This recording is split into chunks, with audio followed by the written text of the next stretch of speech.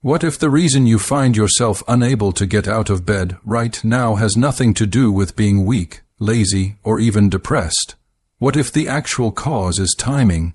We live in a world that demands constant movement, but I want you to consider a radical possibility. Forcing yourself to move, pushing your body to perform, and acting like everything is normal might actually damage the very thing God is building inside of you. This isn't a failure of your will, it's a recalibration of your soul. Listen carefully, because this might be the first time someone tells you the truth without a hint of judgment. Have you noticed that the harder you try to function like everyone else, the heavier your body feels? The more you pressure yourself to be productive and on, the more internal resistance you encounter. That contradiction isn't an accident or a flaw in your character. While society is screaming for motion, speed, and results, your spirit is demanding something entirely different, and that clash is creating a tension almost no one talks about. The mystery of spiritual sharpness you wake up feeling strangely aware.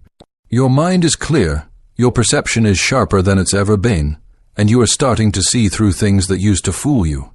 Yet despite this mental clarity, your body refuses to cooperate.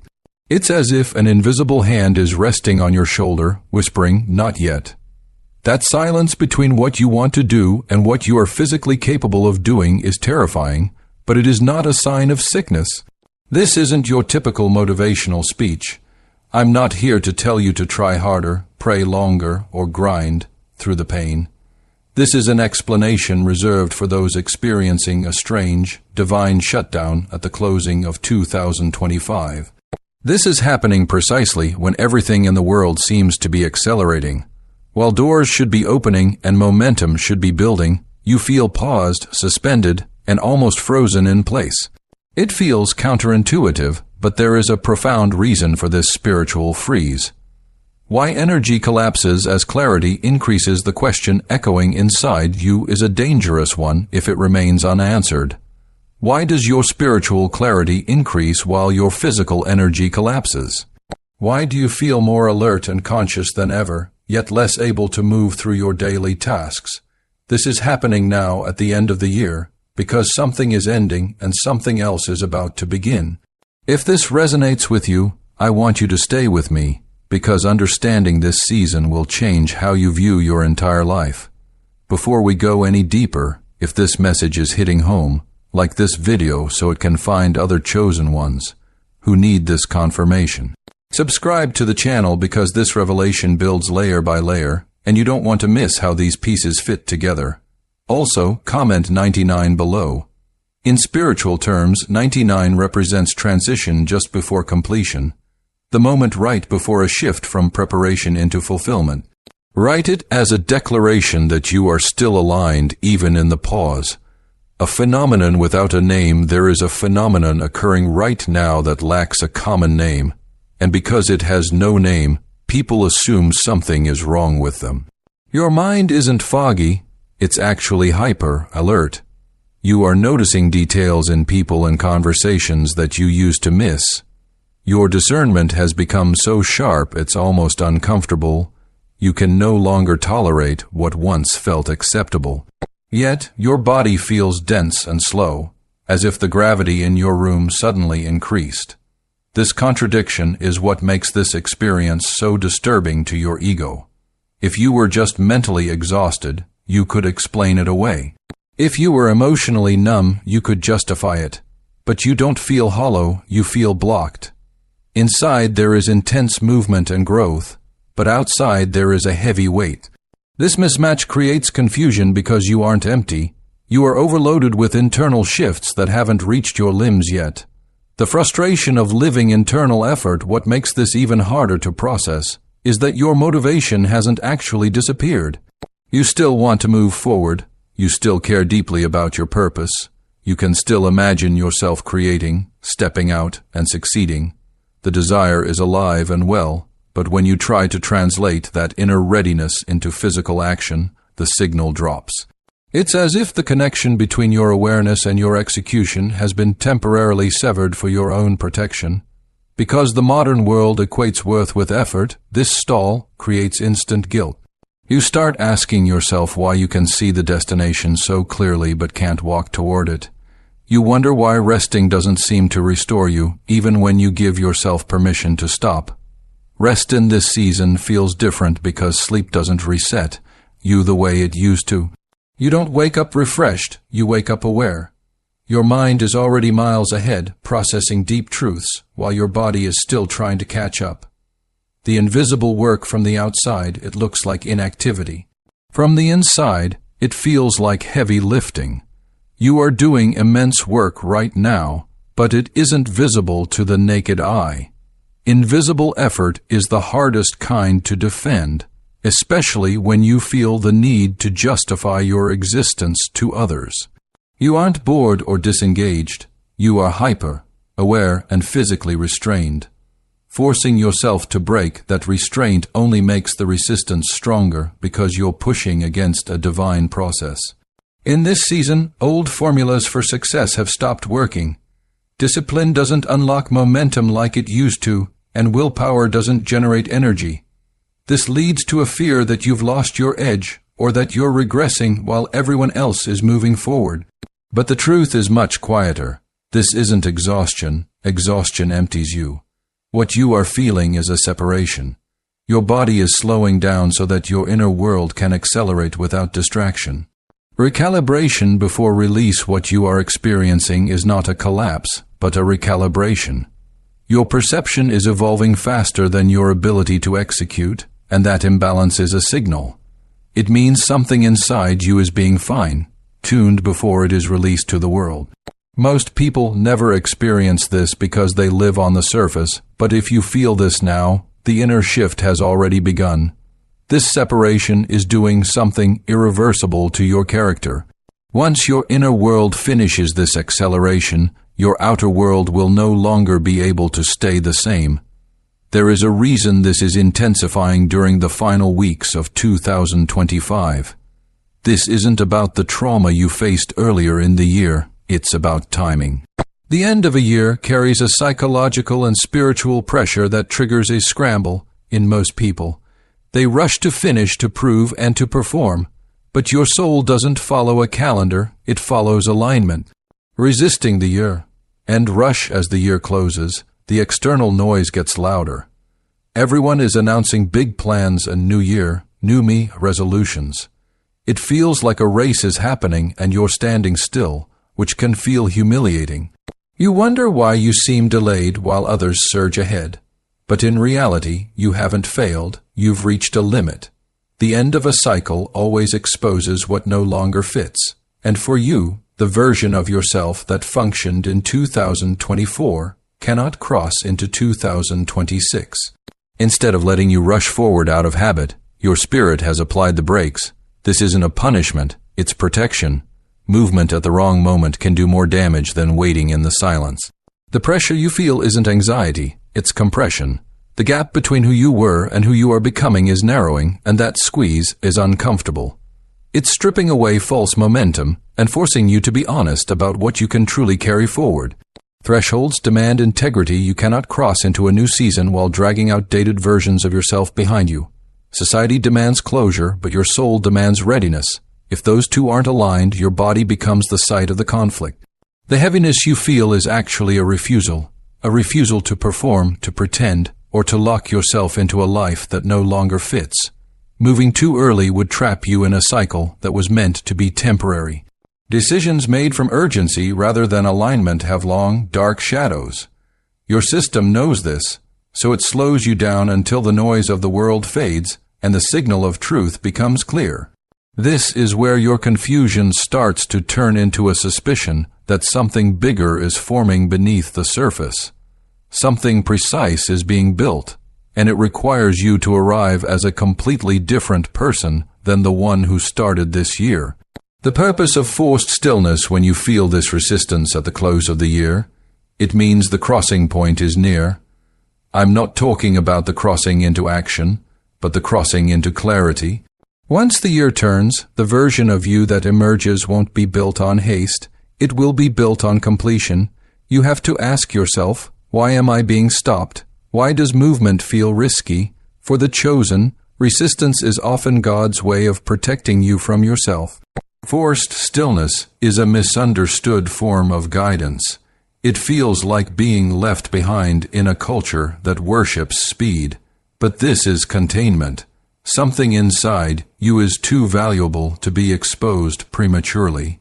When something is truly precious, it isn't rushed into the open. It is stabilized first.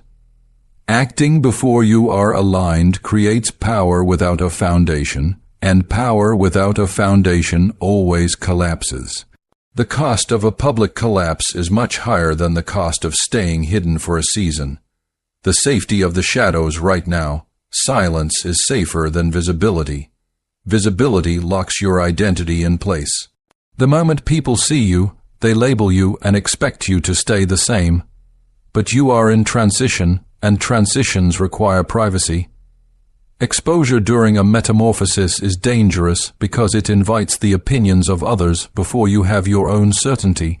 Stillness gives you the space to shed layers without having to explain the mess to anyone else. This is why opportunities that used to excite you now feel off.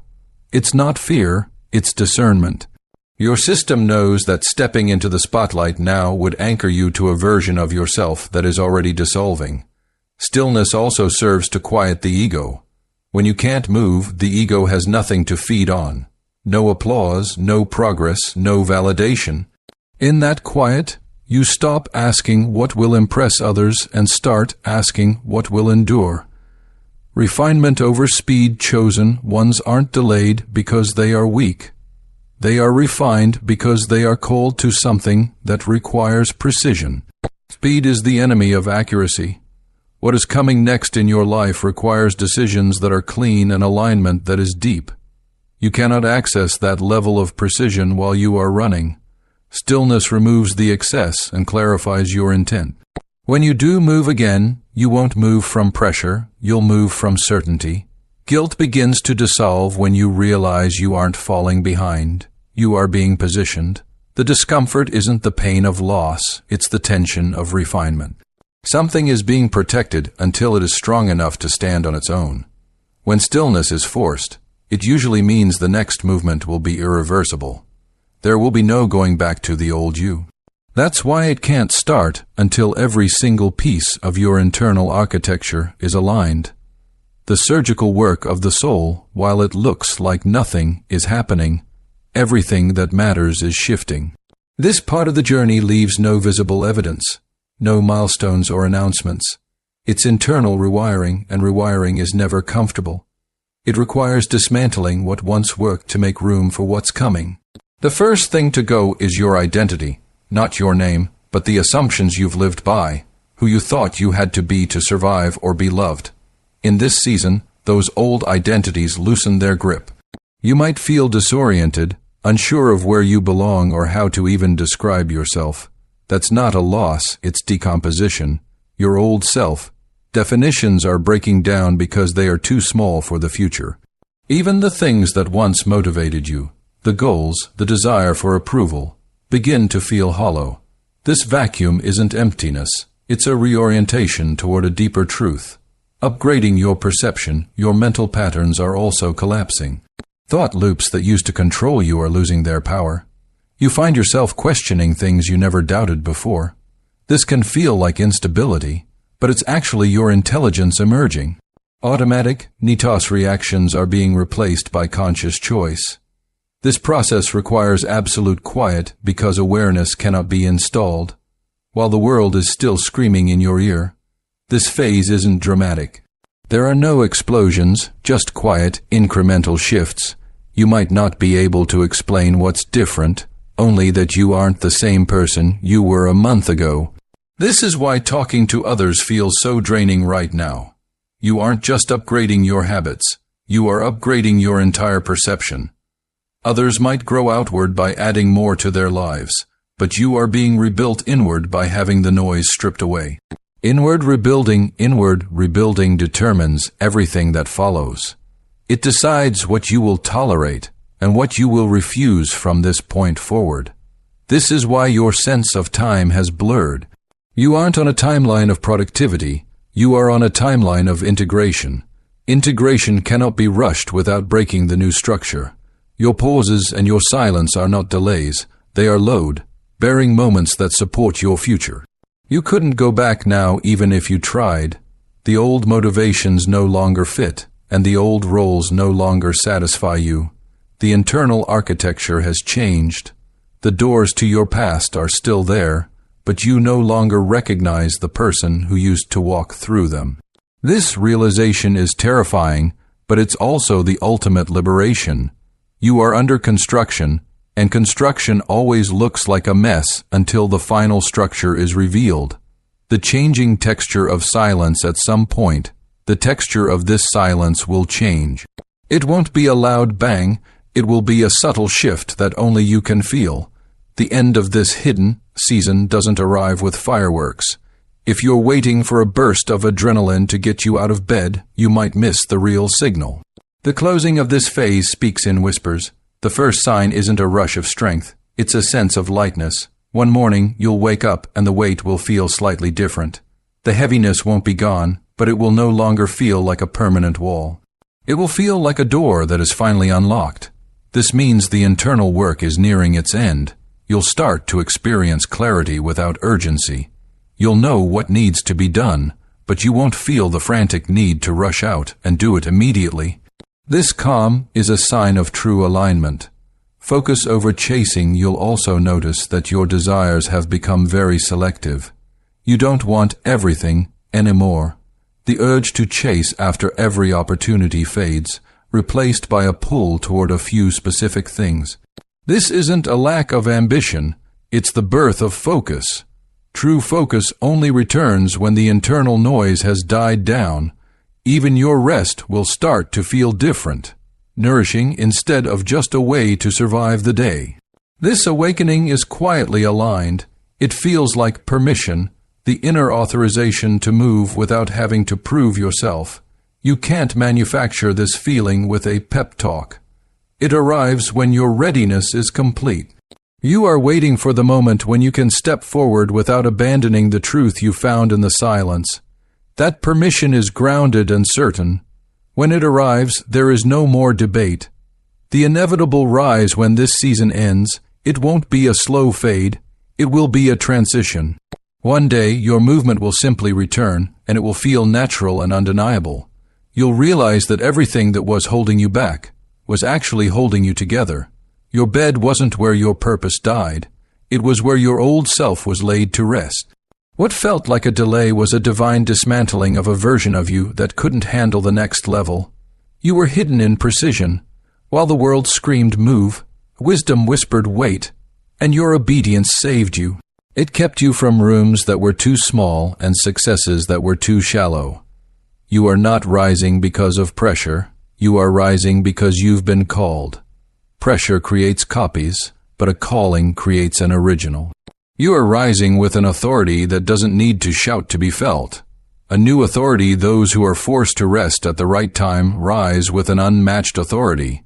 It's an authority that doesn't beg for attention or seek approval. It changes the atmosphere of a room just by entering it. When your movement returns, it won't be chaotic or frantic. It will be inevitable. You aren't late to your own life. You are exactly where you need to be to receive the full weight of what is coming next. If this message has realigned something inside of you, I want you to make a declaration.